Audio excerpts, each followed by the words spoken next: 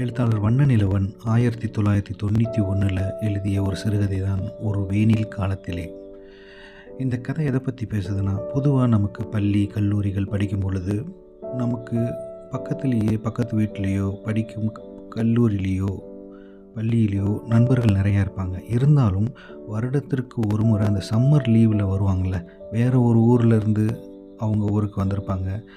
அங்கே பழகுற அந்த பழக்கங்கள் நம்ம நினைவுகள் எப்பயுமே ஒரு பசுமையாக இருக்கும். அப்படிப்பட்ட ஒரு நினைவுகளை பகிரும் கதை தான் இந்த ஒரு வெயில் காலத்திலே. இந்த கதை எங்கேருந்து ஆரம்பிக்குதுன்னா, ஒரு கோடை காலத்து பின்னிரவில் வேட்டைக்கு போகணுன்னு சொல்லி அவங்க அப்பா சொல்கிறாரு அந்த பையன்கிட்ட. அந்த பையனுக்கு நினைவுகள் நிறையா போகுது. ஏன்னா அந்த வேட்டை முக்கியமாக ஒரு பின்னிரவு, கோடை காலத்து பின்னிரவில் போகிறது ஒரு விசேஷம். அவனுக்கு ரொம்ப பிடிச்சது. அப்படி போகும்போதெல்லாம் ஒரு குண்டு மல்லி வாசனை அவங்க வீட்டில் எப்பயுமே வீசும். அதே மாதிரி வருடம் வருடம் வர அந்த சம்மர் லீவில் வர நிர்மலாங்கிற ஒரு கேரக்டர் அந்த பெண்ணோட கேரக்டர் நினைவில் போகும். இந்த ரெண்டுமே அவனுக்கு கலந்து வரும் அந்த நினைவில். நிர்மலாவை அவன் ரொம்ப மிஸ் பண்ணுவான். ஏன்னா நிர்மலா ரொம்ப அன்பாகவும் நளினமாகவும் ரொம்ப ஒரு அக்கறையாகவும் இருப்பாங்க. அவங்க வந்தாலே எல்லாருக்கும் ரொம்ப பிடிச்சி போயிடும். அந்த மாதிரி கேரக்டர் இப்போ கல்யாணம் ஆகி அவங்க வெளியூர் போயிடுவாங்க. அடுத்த கட்டமாக வர்றதில்ல. ஸோ இந்த நினைவு அலைகள் தான் இந்த கதைகளாகவே போயிட்டுருக்கும். இந்த கதை படித்து பார்க்கும்போது தான் ஒரு அனுபவமாக நம்ம கண் முன்னாடி விரியும். ஏன்னா முக்கியமாக சில வரிகள் எனக்கு ரொம்ப பிடிச்சிருந்தது.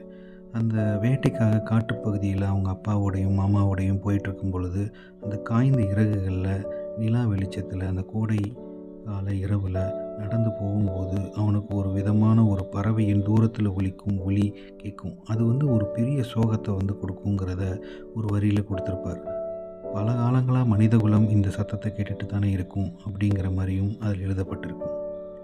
அதே மாதிரி அந்த சம்மர் லீவில் வர நிர்மலாங்கிற அந்த கேரக்டர் ஒரு ஆர்கன் வாசிக்கும். அந்த ஆர்கன் வாசிக்கும் பொழுது அவனுக்கு ஒரு விதமான உணர்வுகள் கொடுக்கும். ஏன்னா அந்த இசையும் அதே நேரத்தில் அந்த குண்டுமல்லி ஜன்னல் ஓரத்தில் பூத்திருக்கும். இந்த இசையும் அந்த குண்டுமல்லியின் மனமும் கலந்து அவனுக்கு ஒரு வகையான உணர்வை கொடுக்கும்.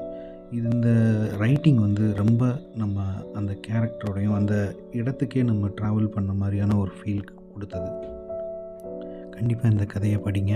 படித்து பார்க்கும்போது உங்களால் இன்னும் நிறைய இந்த கதையோடு ஒன்றி போக முடியும்.